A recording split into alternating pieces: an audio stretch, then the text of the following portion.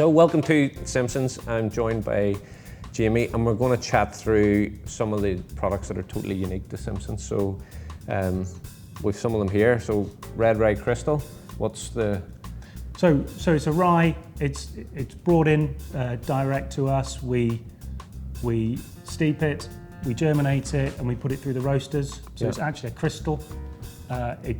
We lose the spiciness of a rye malt, but what we gain is a nuttiness and a lovely red colour. Yeah. One of the best sellers from us from we bought the products on then was GNO, which is the golden Naked Oats. It is very different because it's actually crystallised. That's right, yeah. So by doing that, the crystallisation flavours will stay in the beer through fermentation. Yeah. Whereas some oats will just give you the mouthfeel. Yeah. You'll get a bit of breakfasty kind of food as well. Interestingly, we think most of this is eaten by the brewer before it even goes in the grist. Right, okay, yeah. And an unusual thing with this is the milling. You were saying you need to mill it just before use, if possible. So oats are quite high in lipid, which is what you want for your mouthfeel. But if you mill and don't store well, it will become rancid. Yeah. So we don't sell it milled. Yeah. And if you are buying it milled, make sure it's got a nice short shelf life on it. Yeah. Well, we mill the order, so if someone's ordering that off us, it's being crushed for them. Yeah. So, DRC, which is double roasted crystal. That's right, yeah. That's a unique. It is. It's very similar to another product that we can't mention. Yeah. But it gives a lovely cherryness, cut flavour. It's a sort of 300 colour. It's up in that region. Yeah. But it doesn't taste dark. So it gives you much lighter flavours, but gives you a nice red colour and dark colour. Yeah.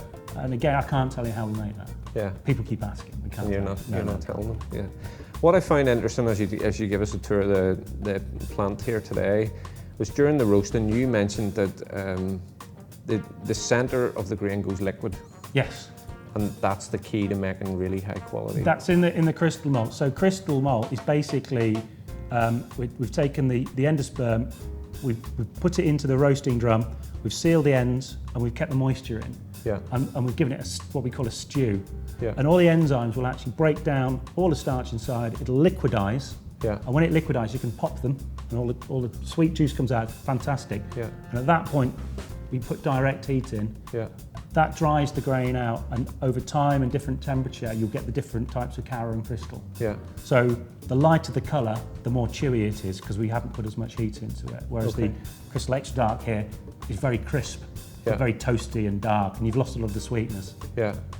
We've seen a presentation with some beautiful crystals, where the grains are cut and open, like really, really stand out. Yeah. Impressive. So we, again, because of the quality of the barley that's going in there, very high viability, we do a cut on every run. So we cut the grains in half and we count for the percentage of crystal and non-crystallised. Yeah. And we have a very high target for that. Yeah.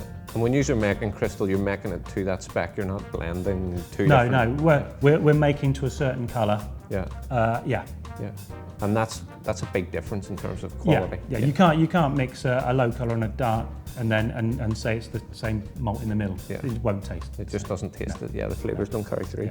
Yeah. One that I want to mention as well that's been a standout for us, Golden Promise. It's hugely successful in terms of sales, And tell us a little bit about that variety. So Golden Promise is a heritage variety from Scotland.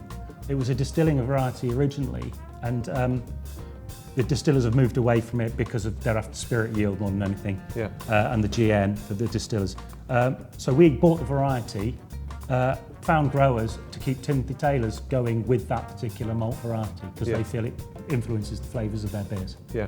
So we grow for them, and then we actually have more Golden Promise that we can sell outside of that. It stands up really well in very highly hop-forward beers. Is there any reason for that, or can you tell us? I don't know, unfortunately. I mean, there's lots of talk about how malt's interacting with hop compounds now, and there's a lot of people in yeast and how we're working towards that.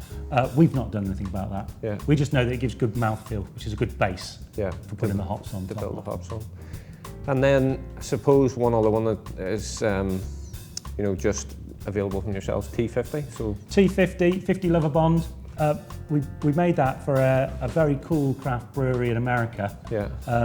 They wanted a very tight spec so that they didn't have to change the recipe. Yeah. And we would send 25-ton trucks of this stuff across the way there. Yeah.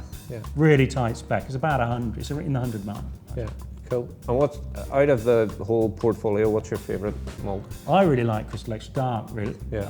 I like a dark kind of beer anyway. I'm more a pint of bitter kind of guy. Yeah. And it gives you raisins and it burnt Christmas cake, that kind of flavour, which is very nice. Lovely. Anybody's watching this and you're a commercial brewery in Ireland, you want some samples, reach out to me and we'll get you sorted out. If you're watching from outside Ireland, reach out to Jamie and the team here and they'll get you sorted out. So thanks for this today, and until next time, happy brewing.